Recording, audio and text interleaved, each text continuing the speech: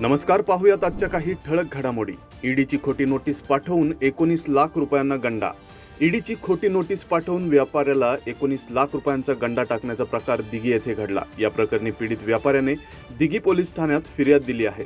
पोलिसांनी विविध मोबाईल क्रमांक आणि बँक खातेदारांच्या विरोधात गुन्हा दाखल केला आहे. पोलिसांनी दिलेल्या माहितीनुसार आरोपींनी फिर्यादीच्या वडिलांना फोन करून त्यांचा आधार कार्डचा गैरवापर झाल्याची आणि पैशांच्या अफरातफर प्रकरणात तुमचा समावेश असल्याचं सांगितलं.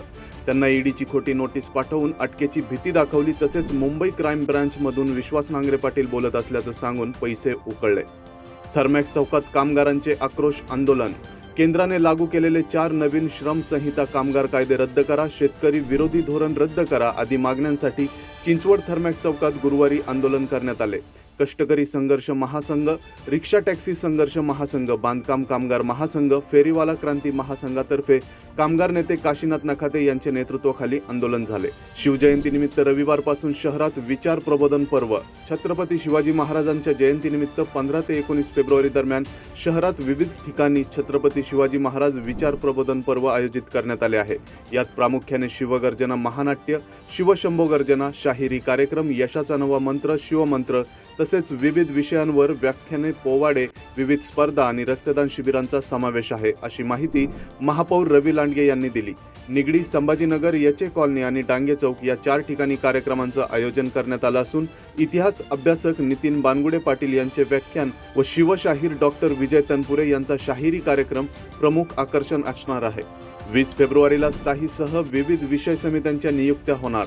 महापालिका तिजोरीच्या चाव्या अशी ओळख असलेल्या स्थायी समितीवर वर्णी लावण्यासाठी सत्ताधारी भाजपच्या नगरसेवकांनी मोर्चे बांधणी केली आहे. मात्र पक्षाची कोर कमिटी प्रदेश समितीला कोणाच्या नावांची शिफारस करते हे महत्त्वपूर्ण ठरणार आहे. भाजपने महापौर, उपमहापौर आणि पक्षनेते पदांवर तिघांना संधी दिली आहे. आता स्थायी समितीसह विविध विषय समित्यांवर कोणाला संधी मिळते याकडे लक्ष लागलं आहे. येत्या 20 तारखेला होणाऱ्या सर्वसाधारण सभेत स्थायीसह विधी, महिला व बालकल्याण, शहर सुधारणा, क्रीडा, कला, साहित्य व सांस्कृतिक या विषय समिती सदस्यांची निवड केली जाणार आहे. महापालिका अधिनियमानुसार स्थायी समितीत 16 सदस्य आहेत. निवडणुकीत जिंकलेल्या जागांच्या प्रमाणात पक्ष सदस्यांचा कोटा ठरवला जातो. त्यानुसार भाजपच्या वाट्याला 11, राष्ट्रवादीला 4 आणि शिवसेनेला 1 जागा मिळणार आहे. या 16 सदस्यांमधून एकाची अध्यक्षपदी निवड होईल. त्यामुळे भाजप कोर कमिटी त्यांच्या सदस्यांची नावं निश्चित करून प्रदेश समितीकडे पाठवणार आणि त्यांच्याकडून नावांवर शिक्कामोर्तब होईल. जमिनीवर बेकायदेशीर बांधकाम, दोघांवर गुन्हा. पुनावळे येथील जमिनीच्या मोजणीवेळी फसवणूक करून आणि बनावट सह्या करून बेकायदेशीर बांधकाम केल्याचा प्रकार उघडीस आलाय. या प्रकरणी योगेश वसंत वाणी राहणार पिंपरी यांनी रावेत पोलीस ठाण्यात फिर्याद दिली आहे. त्यानुसार मुजफ्फर अली सय्यद आणि महबूब अली सय्यद दोघे राहणार पिंपळे निलक यांच्या विरोधात गुन्हा दाखल करण्यात आलाय. आरोपींनी फिर्यादींची जमीन विकत घेण्याचं सांगून समजुतीचा करारनामा केला होता. मात्र मोजणीच्या वेळी फिर्यादी हजर नसताना त्यांच्या खोट्या सह्या करून जमिनीची हद्द बदलण्यात आली. या मोजणीचा आधार घेऊन आरोपींनी फिर्यादीच्या जागी बेकायदेशीर बांधकाम करून त्यांची फसवणूक केली. पिंपरी महापालिकेच्या डोक्यावर 556 कोटींचे कर्ज. पिंपरी महापालिकेने मागील 2 वर्षात विविध विकास कामांसाठी कर्ज घेतले असून कर्जाची रक्कम 556 कोटी इतकी आहे. नाशिक फाटा येथील उड्डाणपुलासाठी जागतिक बँकेकडून 159 कोटी कर्ज घेतले आहे. त्यावर आतापर्यंत 45 कोटी 60 लाखांचे व्याज भरले आहे. मुळा नदी सुधार प्रकल्पासाठी बॉन्ड घेऊन 200 कोटी रुपयांचं कर्ज घेतलं आहे. त्यावर आतापर्यंत 40 कोटी 70 लाख रुपयांचं व्याज भरलं आहे.